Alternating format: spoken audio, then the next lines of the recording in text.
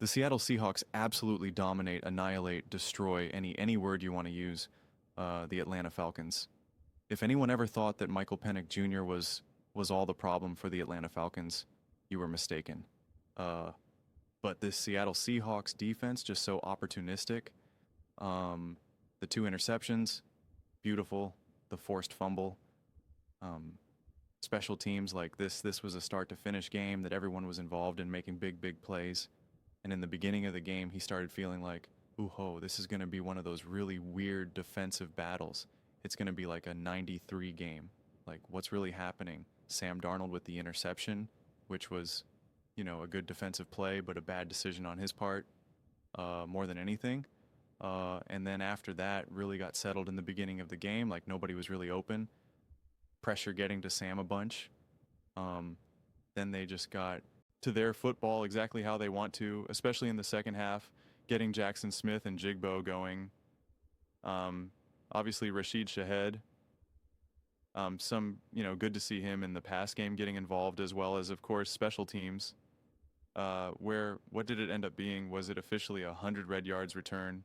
Yeah, an official 100-yard return touchdown. I mean, obviously, beautiful. But, Sam ended up playing really well in a game that had a rocky start, 20 for 30, 249 yards, 8.3 yards per attempt, three touchdowns, one interception, and a 111.7 passer rating. It was just a weird start.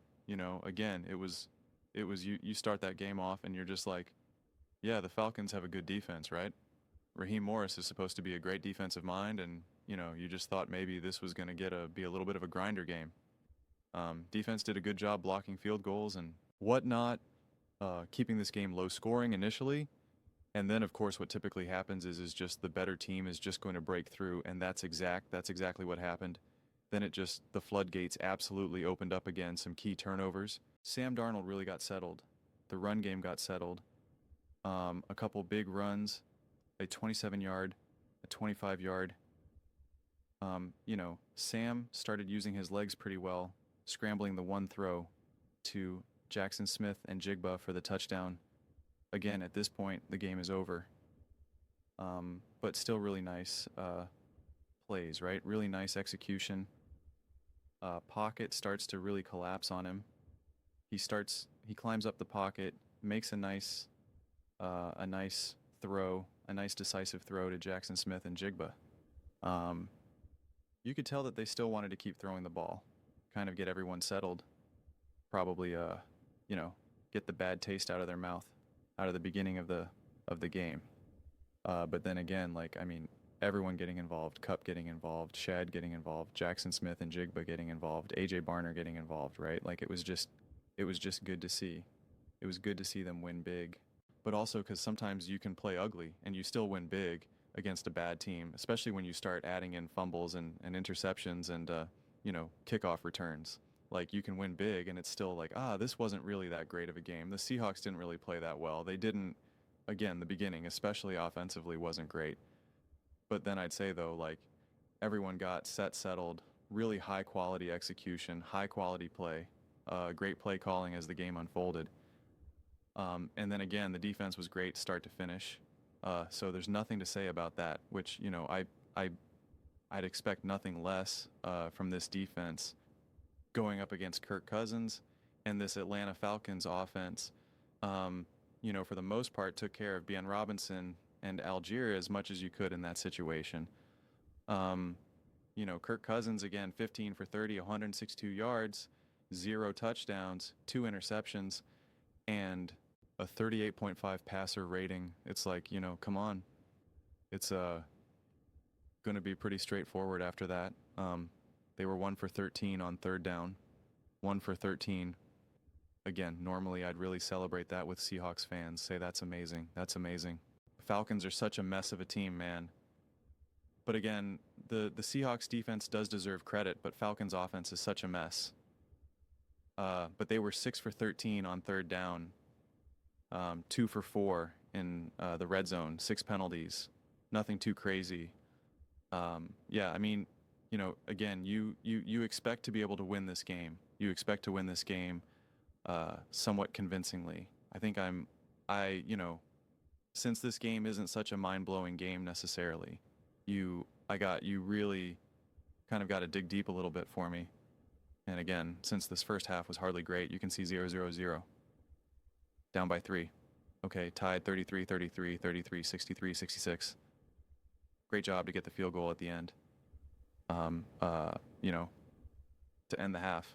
That's when things started to feel good. You're like, okay, the Seahawks are in rhythm.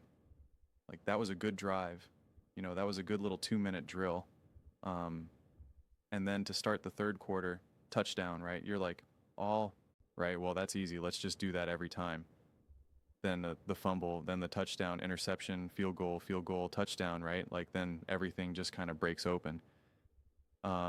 So second half adjustments, receivers started to get more open. Run game started to be a little bit more potent, and then you just force a bunch of turnovers, and you score off those turnovers, and in a blink of the eye, you're like, all right, this game's 37-29. I was tempted to make my post-game clip, like in the fourth quarter, just be like there's a lot of crazy games going on right now. The Steelers, the Bills, the Bengals. There's lots of crazy things. And I'm like, I just got to get this game out. I got to get this post-game clip out of the way right now because it's just so insane around the league right now. So I'll keep this one probably slightly shorter just because, there's only so many takeaways in a game like this right now at this point in the season, but an important win. 10-3 Seattle Seahawks take down the Atlanta Falcons. Let's go. Tough day for the Seattle Seahawks haters. Tough day. Tough day. But those are just my thoughts. I'd absolutely love to hear yours. What do you guys all think about the Seattle Seahawks taking down the Atlanta Falcons? Pretty dominant fashion. 37-9, especially considering it was 66 at halftime, then 37-31 points. Pretty epic. Pretty big second half. But let me know your thoughts and comments below. I read every single comment, so whether you agree with me or disagree with me, either way, let's get in some discussions. Let's get in some fights, but ultimately, let's just have some fun. And please do consider subscribing. We are building an amazing community here, and absolutely love to see you part of it. I want to build something that we all generally feel connected to. Something that we're really excited to be a part of. I think we're well on our way to doing it,